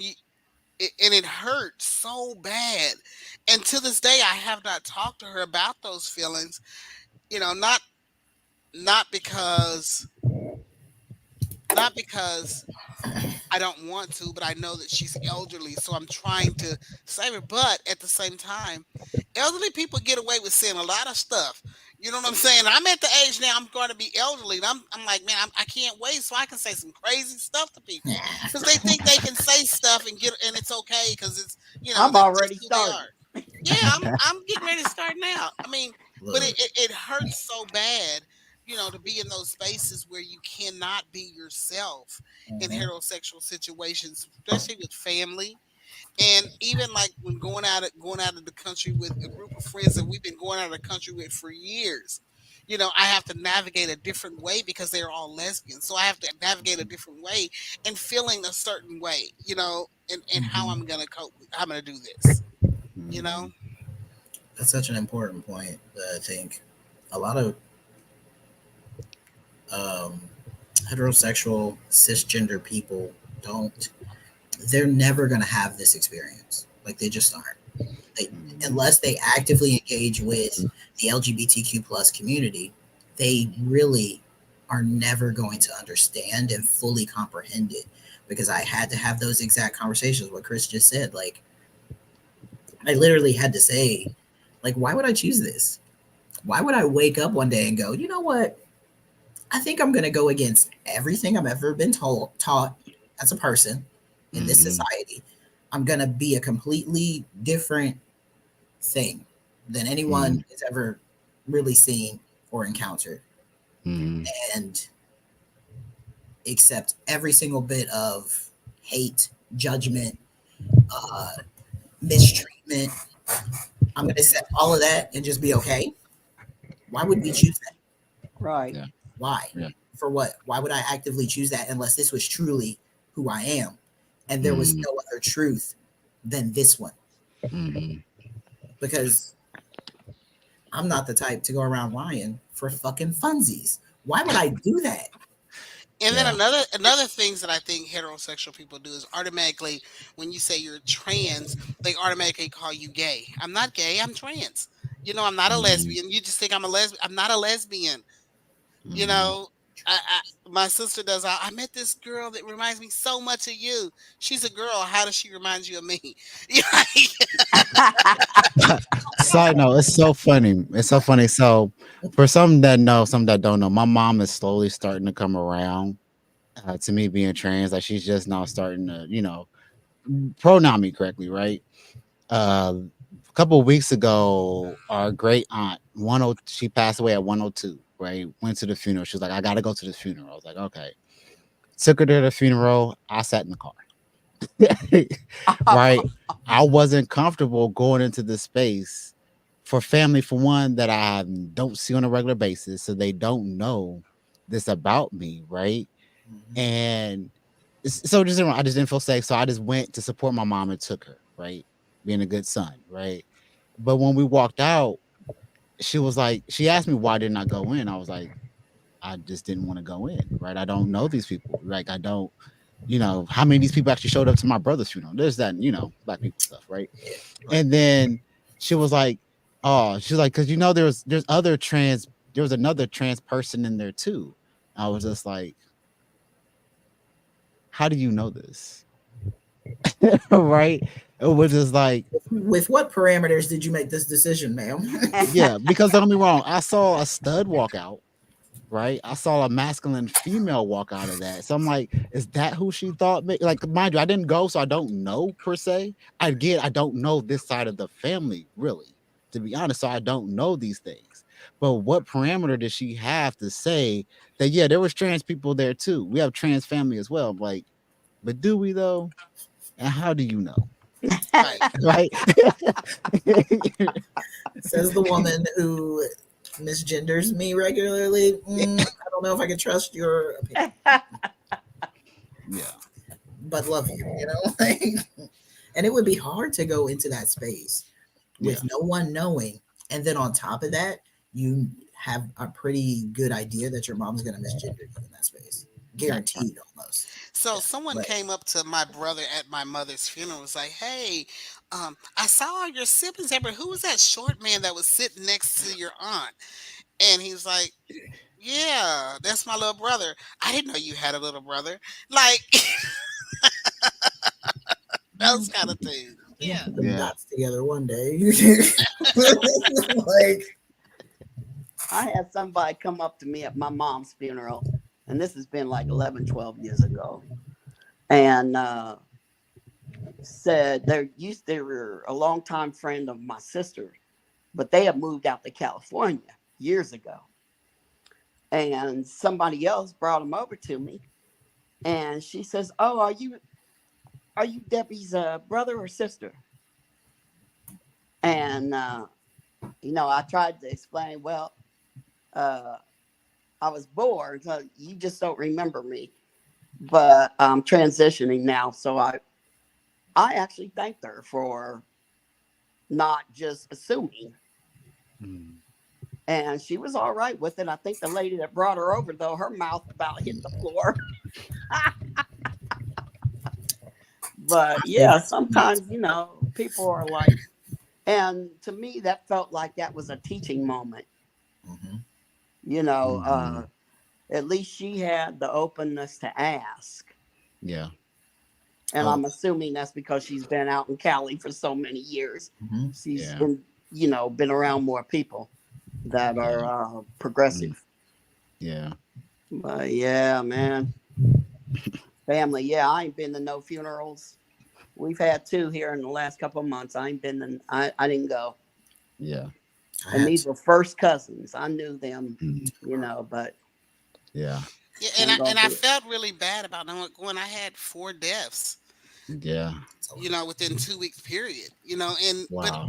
I just I just Mm. wouldn't go, and that's because in this heterosexual world, am I gonna feel comfortable? Am I gonna be safe? Because Yeah, once again, I don't know who's in the area. You know, let's say one of my cousins call me by that old name. You know, Mhm. then and what if someone's around who don't like trans people? Yeah. Here I am true. from out of Yeah. state with out of state license plates, and Mhm. what's gonna happen? I even my older sister who is very she don't understand the difference between being trans and being gay, right? Mm. So Mhm. and she had her tell me, I'd rather you be a lesbian than you say you're trans. What? And then recently, I had to actually send her a copy of I screenshot a copy of my driver's license and my birth certificate because she keeps calling me a name that's not mine. I'm like, Right. look, Mhm. this is who I am. Do you see this? And for some people, it's hard. And I can Yeah. give you grace. I can give you grace, but hell, it's been 9 years now. Your Yeah, it's a grace long period time. is over. There you Yeah, Yeah. go. the grace period is gone. Yeah. Yeah, Listen, that's the my way I aunts I feel. don't talk to because of that. She tries to make jokes when she makes mistakes. Like, Miss Lady, that's just not fucking funny. Yeah. Just because Yeah. you make jokes to cover up your trauma and sadness, Mhm. that you do that for you. But Yeah. this is my life. We're Mhm. not joking about my life. We're not joking about my truth and my authentic expression of self. We're not joking about that. That's not funny. That's not joke worthy. Yeah. But anyway, we got like 2 minutes left. So as to not take up too much more time of our Mm. guest Elliot, and then we got busy lives, we got things to do. But Mm. we are absolutely out of time. I appreciate everyone's contribution to this conversation. It was really really nice to have this conversation. Um, I needed it. I know that, which Mhm. is part of the reason I suggested it, um, or seconded it. I don't know who suggested it, but any last remarks, comments, closing statements? Um, hey, thank everybody who tuned in and commented as well. Thank you again, Elliot, for coming in and joining this conversation. This was a good one. I feel like we need to like, share, and all that Oh, other stuff. But I feel like this was a really good conversation right here. oh Yes, yeah, for yes. sure. As Definitely. far as being a cis male um, environment, I say jump in. Mm, Mm. I say jump in and be that man you are. that's good advice. Actually, yeah. It's it's interesting. The contrast, once again, contrast helps me to focus. And the contrast, once you jump into those cis male spaces, you really do start to. It helped me refine the type of man I wanted to be, Mm. or should I say, the type of man I am. And I'm still refining that continuously. So absolutely, jump in. That you know, find places you can feel safe and jump in. I also study dudes on the internet. Like if there's a guy and I like his swag, I'm Mm. looking at like the way that he speaks, the way that he, depending on what kind of content there is for me to research. I'm looking at dudes who have good swag, who dress the way I want to dress, who are wearing the clothes I want to, and I'm looking at guys who have my body type because I got belly. I ain't a skinny dude. I ain't a Mm. fat dude, but I ain't a skinny dude. You know, I'm a chubby guy with belly. So I'm looking at guys, how they dress, how they carry themselves. And I'm looking for men who also uh, put out the same energy that I might put out. So I have a pretty balanced masculine, feminine representation.